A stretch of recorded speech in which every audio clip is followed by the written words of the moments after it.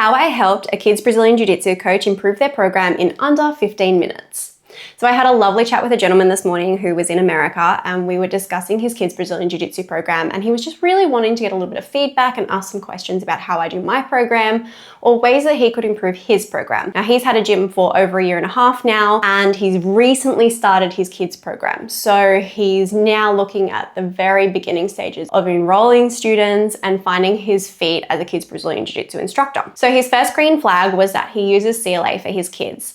Now, we've spoken about this in other videos where I've described how using CLA is more effective for kids programs, not because I'm an advocate for one particular thing over another, but more so that it's just able to keep kids engaged for longer. And when we're designing Brazilian Jiu-Jitsu kids programs, yes, okay, learning advanced techniques is, fun and important at some point, but not at the beginning of your programs, not for the majority of the students, because really kids come to the class, they want to have fun, they want to be engaged, and they want to learn Brazilian Jiu-Jitsu skills. But if they're bored and they're zoning out and they're not learning, then what's the point? They're not going to have those things.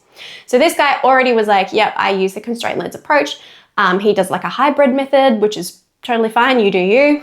And so we identified, great, this is the perfect start. Then he let me know that his classes were 6 to 14 years.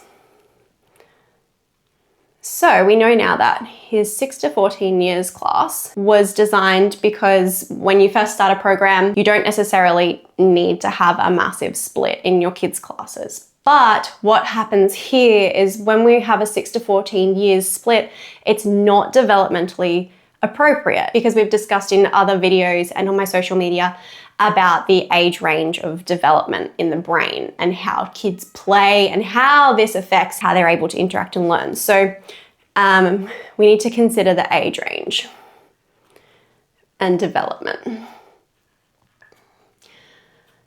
So because of this, I did suggest maybe a different split for his kids. And that can be challenging for a new coach because you don't necessarily have the amount of children you need for the split.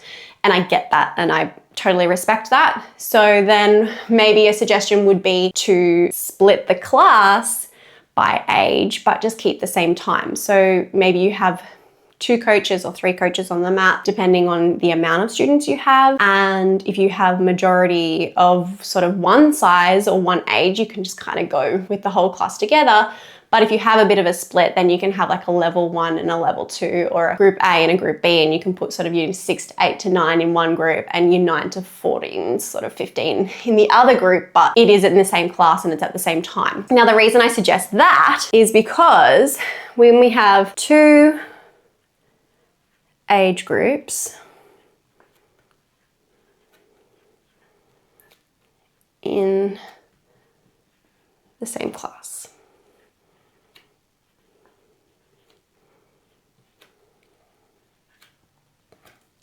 because when we have 2 age groups in the same class, we can end up with boredom and disengagement, because maybe the game or the technique or whatever it is appropriate for one age, but not necessarily the other, because we can end up with boredom,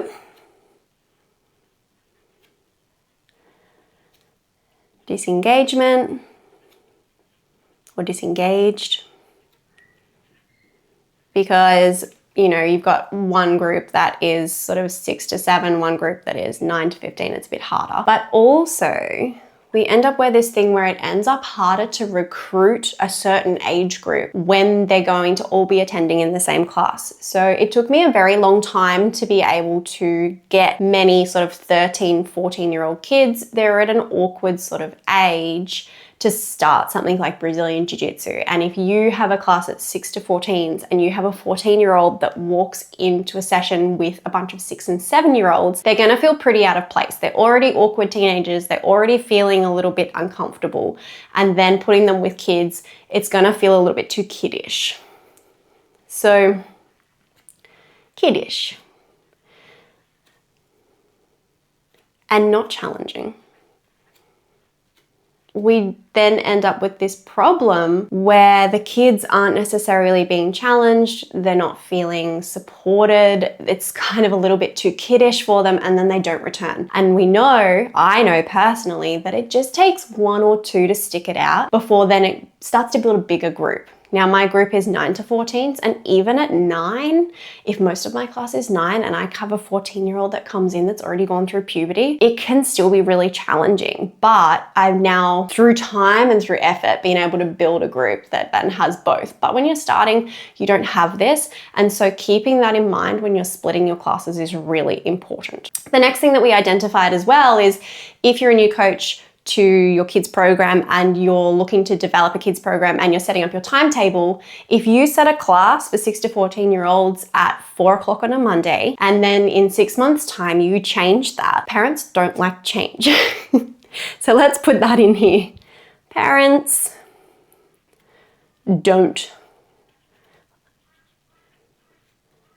like change, because change for them means a change in their routine, and they've already set their schedules around that 4 p.m. on a Monday class. And when you come in and then you're like, actually it's going to be 4:30 p.m. on a Tuesday, be prepared that you could get a little bit of backlash. You also could lose a few students, and when you're setting up a new program, that can be really detrimental to your finances and to your business as a whole. But again, you need to do you. Like, don't let them determine everything that you do. Yes, obviously, we're a service and we need to provide a service, of course, but you also need to do what's right for your business. So we identified that the 6 to 14 years age range might not be the most appropriate, but we then came up with a couple of solutions to be able to fix that. I'm not sure which one he's going to go with, but I imagine he's a pretty switched on guy. He seems to be doing really well within his program anyway, so I'm sure he will come up with his own solutions to this. The other biggest thing that we spoke about is how we use jiu-jitsu games, like not CLA games, not like technique games,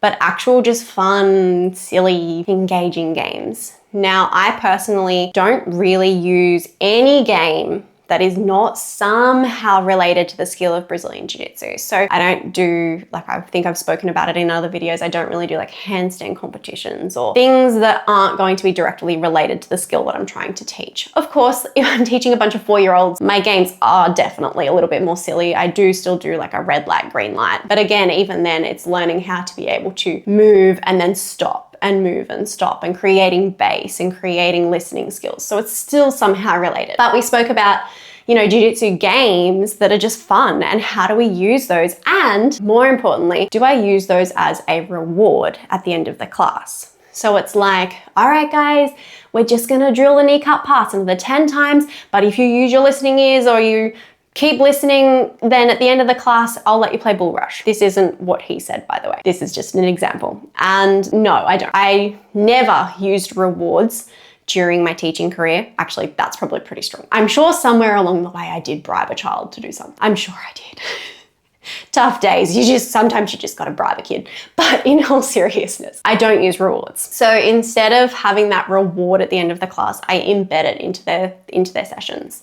And when I use games, the jiu-jitsu games and the CLA games for my kids with their kid-friendly language and the metaphors and things, usually the class is so much fun that they don't really need those games to keep engaged or like they need a break. But it is important to have them. So I was talking about different things that I personally use that I really enjoy. He gave me a couple of ideas. I suggested some other fun sort of jiu-jitsu games that he could do, like a musical statues kind of jiu-jitsu themed musical statues game, which I think I've spoken, I really need to sit down and actually plan this one out for you because it is heaps of fun, but I digress. We spoke about that, and I recognized that rewards are an external motivator. And yes, external motivators are really important, but if your only way of getting your kids to do something is by saying at the end of the class that they're either going to get a stripe or that they're going to be able to play a game, I kind of think you're kind of just bribing them. You're kind of just managing behavior based on a reward. You're not actually creating the environment where the kids feel motivated internally to complete something. But yes, of course, the stripe at the end of the class is like, they're kids at the end of the day.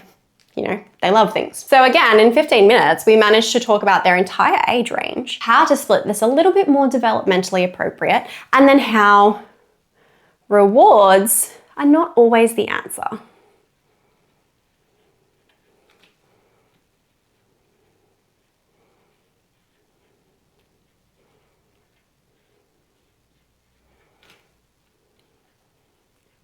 Rewards are not the only solution. And And your games should be jiu-jitsu related, they should be fun, they should be engaging, but they shouldn't be something that you are using purely to get your kids to focus for another 5 minutes. And so honestly, after 15 minutes of chatting with this guy, I was really impressed, and I'm really looking forward to seeing how he progresses in his kids program. He mentioned that in America, they're coming into sort of the time when kids go back to school. It's very different in Australia, the way that our school system works in our terms. I'm excited to see how his class starts to progress, how it gets busier, and then how he handles the age range that he has and how he handles that progressive overload and that progressive support of the kids who maybe are a little bit more advanced, maybe need a little bit more help with things, using CLA or using games, because that is a massive thing as well. So there you have it. In 15 minutes, we had a chat. We were able to change the way that this guy coached his classes and how he then starts to understand the development of why things are important when setting up your kids' Brazilian Jiu-Jitsu programs and why parents do not like change. If you like this video, please give it a like and subscribe to my channel. Comment down below if you have anything that you'd like to share about your kids' Brazilian Jiu-Jitsu program and what works for you, or again, any challenges that you might be facing that I can help you with along the way too. Also follow along on my Art of Coaching Instagram, where I share daily tips and tricks all about kids' Brazilian Jiu-Jitsu and how you can become a better kids' Brazilian Jiu-Jitsu coach.